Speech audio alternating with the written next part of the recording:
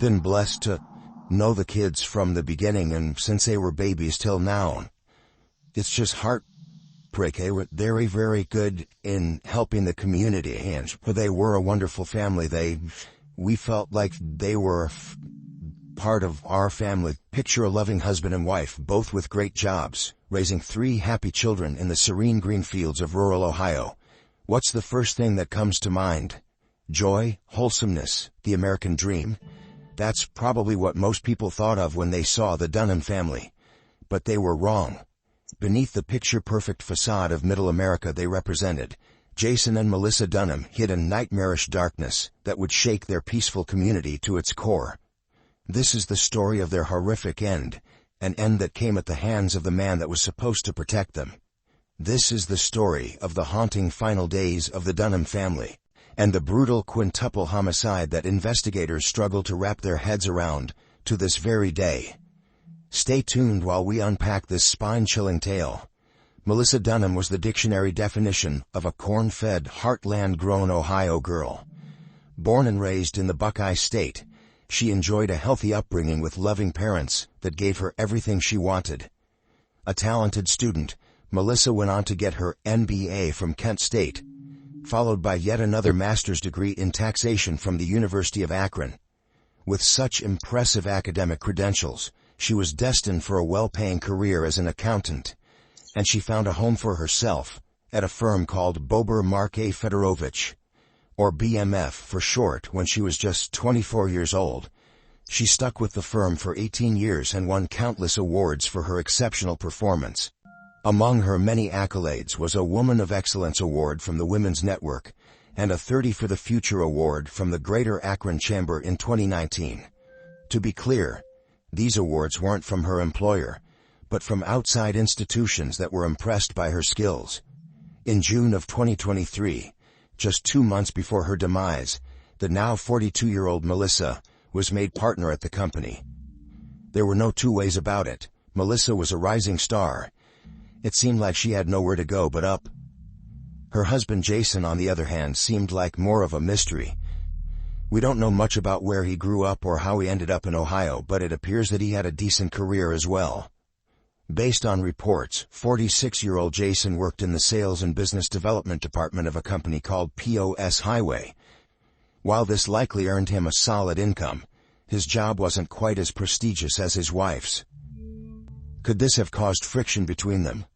Perhaps Jason resented his wife for earning more than him, or perhaps there were other factors that we've yet to uncover. Either way, these potential issues didn't stop Jason and Melissa from starting a beautiful family. Not long after Melissa started working at BMF, she and Jason got together and quickly hit it off. They didn't waste time before getting married, and by 2008, they became the proud parents of a daughter named Renee, who was 15 at the time of her demise. Over the next few years, they had another daughter named Amber, and a son named Evan, who were 12 and 9 years old respectively, when the incident occurred. The family lived in a comfortable home in Lake Township, about 15 miles away from Akron, where they became beloved members of the community. All the children were known for being sporty and outgoing, with Renee and Amber participating in the Girl Scouts, and Evan joining the Boy Scouts at a young age. Melissa was heavily involved in these activities too, often encouraging the girls to sell cookies for the Girl Scouts and write thank you letters to people that bought a box. Much like their mother, the children were overachievers at school. Both Renee and Amber were part of the school band, with Amber showing considerable talent in cross-country events as well. But outside of their accomplishments, each child had a distinct personality. Everyone could see them becoming their true selves as they grew up. Renee, a tomboy who loved working with her hands, could often be found outside doing yard work. Her mother never had to ask her to rake the leaves. That was just something Renee enjoyed doing. As for Amber, she was about as girly as a girl could be, often showing a generous streak that made her a neighborhood darling. According to witness statements, she loved baking and would regularly make treats for her neighbors. Evan, the youngest, had recently found a passion for Legos, suggesting that he liked building things and solving puzzles. On top of that, he was apparently able to solve a Rubik's Cube in under 2 minutes, which further shows how highly intelligent he was at such a young age. The children also seemed to have a great relationship with each other, frequently playing video games together or running around outside with their 2 dogs. Each member of the family was like the piece of a puzzle that was meant to fit together. Except for Jason. Jason was always a bit of a mystery, even to his neighbors. One member of the community, Rebecca Gyoker, stated that she often met with Melissa and always enjoyed her company. But despite living close by for years, she'd never met Jason even once. Of course, there were some neighbors that had interacted with the Dunham patriarch, like Edmund and Denise Gadzako, who lived right next door. There were some signs that Jason was a decent person, at least according to the Gadzakos. He'd help them put a basketball hoop up, and whenever they saw him with the children, it seemed like they got along fairly well. But with that said, Denise has also spoken out about how controlling Jason could be. Though she hasn't gone into detail about his behavior, there's a lot that we can guess, based on what eventually happened. One can speculate that Jason was a man with a very short temper.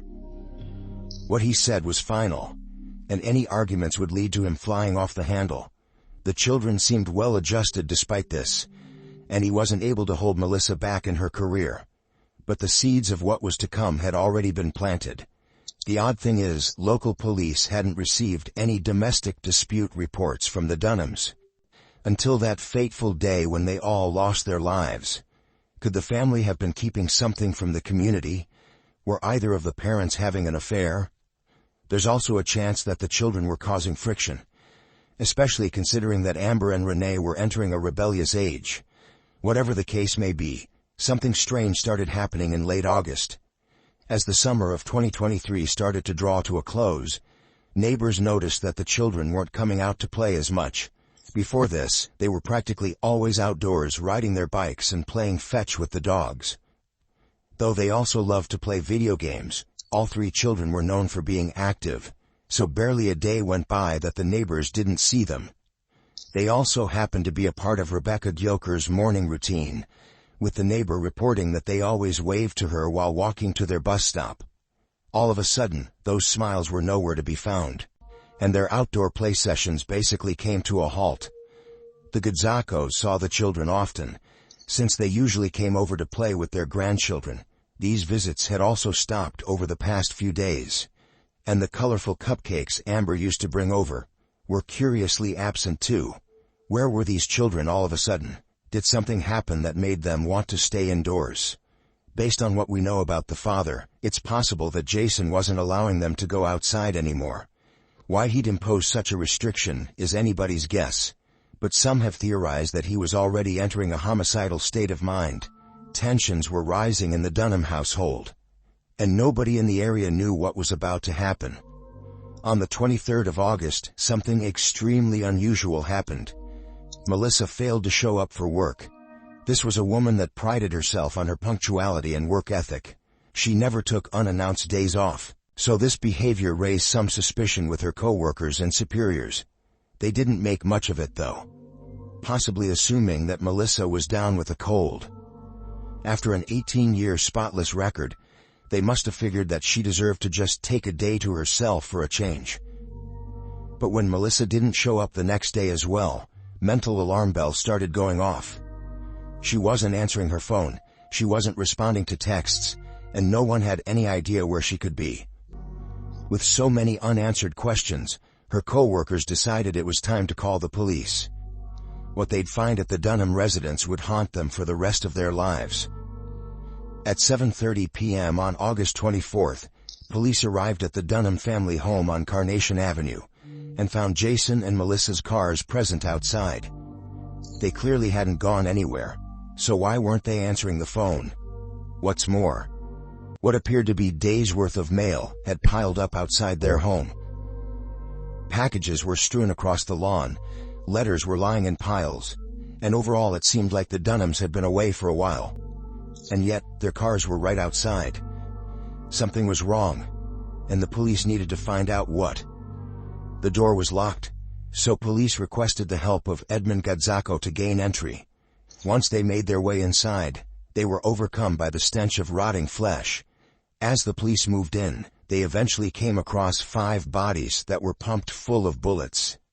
These bodies belonged to the Dunham family, and from the looks of things, they'd been dead for at least 2 days. It took the police 2 hours to enter the home. After making the discovery, they officially declared them dead at 9:52 p.m. and started an investigation. They found no signs of broken entry, and the only weapon on the scene belonged to the Dunhams themselves. It turned out that both Melissa and Jason had concealed carry permits, so there was no chance that someone else had brought the firearm into their home. Further investigation revealed no signs of foul play, so the police were left with only one conclusion: this was a case of a domestic dispute gone wrong. Police theorized that Jason and Melissa had gotten into an argument that turned violent, and once the gun was brought out, there was no turning back. Police acknowledged that the homicides were committed with a handgun, and there was no question about who had pulled the trigger. If the testimony of the neighbors was anything to go by, Jason's temper had gotten the better of him. This meant that he'd not only gunned down his wife but his own children as well. Following this, he turned the gun on himself and pulled the trigger. The only question was, why? What possible motive could there be for him to commit a quadruple homicide? If the Dunhams had had loud arguments in the past, the neighbors would have heard them and reported them to the police. And there's an even more curious element to this story. How did nobody hear the gunshots? In such a close-knit community, neighbors tend to know everything about each other's lives. Despite that, Jason was able to fire off multiple shots without alerting anyone in the vicinity. No silencer was found on the scene, so the only other way he could have muffled the shots was through a pillow or cushion of some sort. If this is how it happened, it implies that Jason's actions were cold, calculated, and completely intentional. He wasn't in a fit of rage, and he wasn't acting impulsively. While police haven't released any information on the number of shots fired, at least 4 must have gone off before Jason shot himself. Was this something he'd been planning for a while? That might explain how no one knew about it for days, but it doesn't explain the police's explanation that it was all just a domestic dispute. It's almost like Jason snapped out of nowhere, but the violent impulses that compelled him to act must have been swirling around for quite a while. A single homicide can be an act of passion, but 4? That requires a certain amount of cold-bloodedness, and despite seeming controlling and off-putting, Jason had simply never shown signs of being a cold-blooded killer in the past. Of course, there's no real way to know what happened. All we can do is look at the evidence and the testimony and come up with theories. Since the likely perpetrator also died on the scene, it seems like there won't be any justice for the family either. This is a mystery that refuses to be solved, because anyone that could have answered our questions lost their life that night. The death of a beloved family sparked an outpouring of sympathy from co-workers, schoolmates, and neighbors alike. And we've been blessed to know the kids from the beginning and since they were babies till now. It's just heartbreaking. They were very, very good in helping the community, and they were a wonderful family. We felt like they were part of our family, but we have a very tight-knit, faith-based community. We're going to lean on that and lean on our folks to love on one another and take care of each other. While giving an interview on the subject, Edmund Gadzako nearly broke down into tears while talking about the children. He'd seen them grown up. He'd watched the entire family come into being ever since the Dunhams moved in next door 18 years ago. At the start of the summer, they'd even played a baseball game together in their front yard, with Jason acting perfectly normal at the time. And now, in the blink of an eye, they were all gone.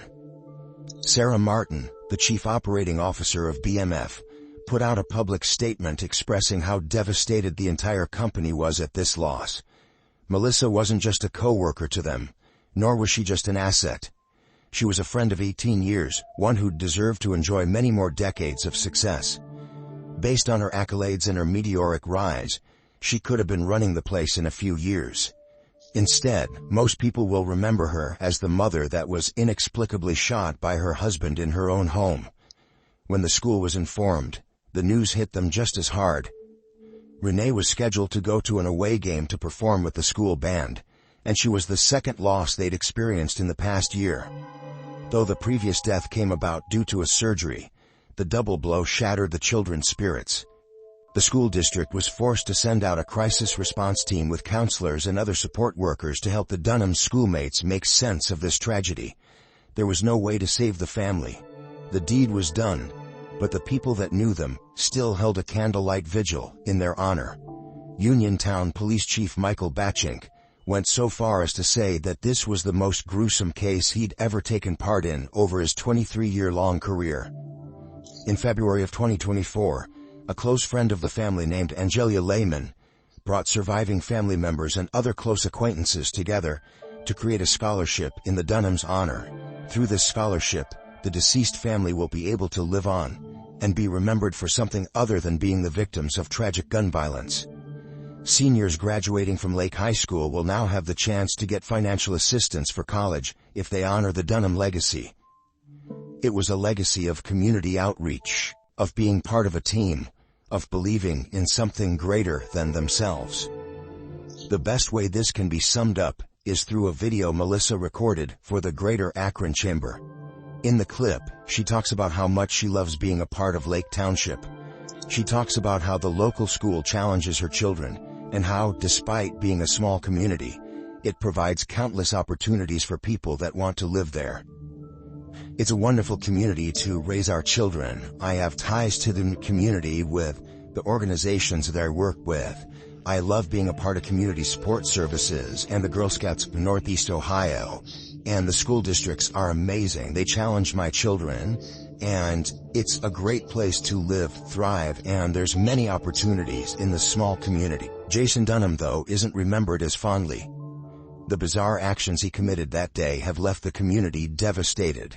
It'll be years before the Gadzakos, the Gyokers, and other neighbors manage to heal from the loss.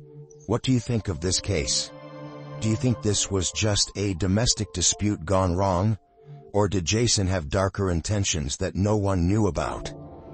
Share your thoughts in the comments below. If you want more videos like this, please be sure to like the video, subscribe, and hit the notification bell so you don't miss out on more true crime videos. Take care, and see you in the next one.